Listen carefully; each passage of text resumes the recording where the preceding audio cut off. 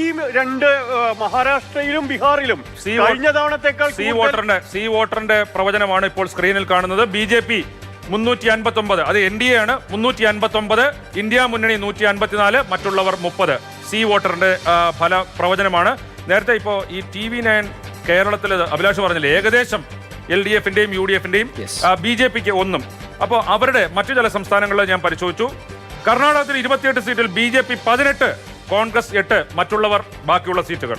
തമിഴ്നാട്ടിൽ 39 സീറ്റിൽ 35 ഇന്ത്യ മുന്നണി, NDA-ക്ക് 4, ബാക്കിയുള്ളവർക്കൊന്നുമില്ല. ഈ കൗതുകരമായിട്ടുള്ള കാര്യം ഞാൻ നേരത്തെ പറഞ്ഞു തുടങ്ങിയതാണ്. നമ്മൾ ബീഹാറിലാണെങ്കിലും മഹാരാഷ്ട്രയിലാണെങ്കിലും കഴിഞ്ഞ തവണ കിട്ടിയ സീറ്റുകളേക്കാൾ കൂടുതൽ നേടാൻ ഇന്ത്യ മുന്നണിക്ക് കഴിഞ്ഞിട്ടുണ്ട്. പക്ഷേ അവിടെ അങ്ങനെയെങ്കിൽ കിഴക്ക് ബംഗാളായിരിക്കും വലിയ അട്ടിമറി ഒരുപക്ഷെ BJP നടത്താൻ പോകുന്ന സംസ്ഥാനങ്ങളിലൊന്നും ഒരുപക്ഷെ ബംഗാളായി. മഹാരാഷ്ട്രയിൽ നോക്കൂ, റിപ്പബ്ലിക് ഭാരതിന്റെ കണക്ക് വന്നിട്ടുണ്ട്. റിപ്പബ്ലിക് ഭാരതിന്റെ കണക്കനുസരിച്ച് NDA 34, ഇന്ത്യ 13. അതായത് ഉദ്ധവ് താക്കറെ, ശരത് പവാർ പ്ലസ് കോൺഗ്രസ് എല്ലാവരും കൂടി ചേർന്നിട്ടും 13 സീറ്റുകളെ അവിടെ ഇന്ത്യ മുന്നണിക്ക് ലഭിക്കുന്നുള്ളൂ. 34 സീറ്റുകൾ കഴിഞ്ഞ തവണ 41 ആയിരുന്നു, അത് കുറഞ്ഞിട്ടുണ്ട്. പക്ഷേ 34 സീറ്റുകളിൽ, അതായത് മഹാരാഷ്ട്രയിൽ നമ്മൾ ഏറ്റവും പ്രധാനപ്പെട്ട ബാറ്റിൽ ഗ്രൗണ്ട് ആയി കണ്ടത് മഹാരാഷ്ട്രയാണ്. മഹാരാഷ്ട്രയിൽ ഇന്ത്യ മുന്നണി അവിടെ ഉദ്ദേശിച്ച നേട്ടം ഉണ്ടാക്കുന്നില്ല, NDA പിടിച്ചു നിൽക്കുന്നു. അപ്പോ രാജ്ദീപ് സർദേശായി പറഞ്ഞ ഈ ഷോക്ക് വേവ് BJP-ക്ക് വേണ്ടിയാണ്, BJP-ക്ക് അനുകൂലമാണ്. അല്ല, അത് വളരെ വ്യക്തമല്ലേ. പ്രദീപ് ഗുപ്ത, ഇവരുടെ സർവേ നടത്തിയ ഏജൻസിയുടെ തലവൻ പ്രദീപ് ഗുപ്ത നേരത്തെ തന്നെ പറഞ്ഞു കഴിഞ്ഞു BJP-ക്ക് അനുകൂലമാണ്.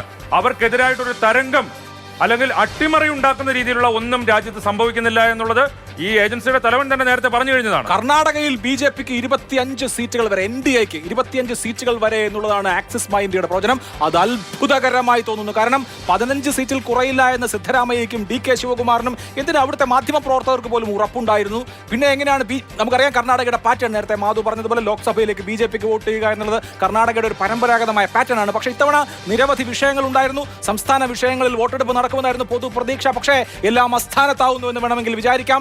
കർണാടകയിലേക്ക് BJP-യുടെ സകല നേതാക്കളും വന്ന് കേന്ദ്രീകരിച്ച ഒരു പ്രചാരണ കാലം കൂടി നമ്മൾ കണ്ടതാണ്. കർണാടകയിൽ നഷ്ടപ്പെടാൻ പാടില്ല എന്ന നിർബന്ധ ബുദ്ധി. കാരണം സൗത്ത് ഇന്ത്യയിൽ നിന്ന് നേരത്തെ പറഞ്ഞതുപോലെ പെറുക്കിയെടുക്കാൻ കഴിയുന്ന സീറ്റുകളിൽ ഏറ്റവും അവരുടെ വലിയ പ്രതീക്ഷ കർണാടകയാണ്. അവിടെ ഒരു സീറ്റും വിട്ടുകൊടുക്കാൻ കഴിയില്ല എന്ന വലിയ ഉറച്ച നിശ്ചയദാർഢ്യത്തോടെയുള്ള പ്രചാരണമാണ് നടത്തിയിട്ടുണ്ട് BJP-യിൽ നിന്ന്. അത് ഫലം കിട്ടുന്നു എന്ന് വേണം എക്സിറ്റ് പോൾ സർവേ ഫലങ്ങൾ കാണുമ്പോൾ മനസ്സിലാക്കാൻ. തീർച്ചയായും ഇതാ നോക്കൂ, കേരളത്തിന്റെ ഒരു സർവേ ആണ് ഇപ്പോൾ നമ്മൾ news 18.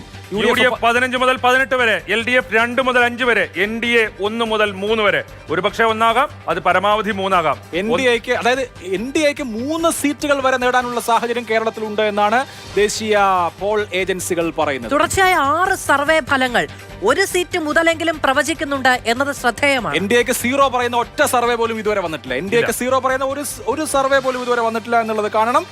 TV9 Kerala UDF 16, NDA 1, LDF 3. TV9ന്റെ കണക്ക് കേരളത്തിൽ UDF 16, NDA 1, LDF 3 എന്നുള്ളതാണ്. എന്തായാലും ഇന്ത്യ ടിവിയുടെ ഇപ്പോൾ പുതുതായിട്ട് വന്നിട്ടുണ്ട്. 13 മുതൽ 15 സീറ്റുകൾ വരെ UDF, 3 മുതൽ 5 സീറ്റ് വരെ LDF, 1 മുതൽ വീണ്ടും BJP-ക്ക് കേരളത്തിൽ അക്കൗണ്ട് തുറക്കാൻ കഴിയും എന്നുള്ള സൂചനയാണ് ഇന്ത്യ ടിവിയിൽ നിന്ന് പുറത്തു വരുന്നത്. അതായത് എല്ലാ സർവേ ഏജൻസികളും BJP-ക്ക് കേരളത്തിൽ ഒരു സീറ്റെങ്കിലും നൽകുന്നുണ്ട് എന്നുള്ളത് കാണണം. എല്ലാ സർവേ ഏജൻസികളും കേരളത്തിൽ UDF-ന് 15+ ആണ്, 15 സീറ്റെങ്കിലും മിനിമം നൽകിയിട്ടുണ്ട്. അതായത് കേരളത്തിൽ ഒരു UDF തരംഗമുണ്ട്, ഒരു സീറ്റ് NDA ജയിക്കാനുള്ള.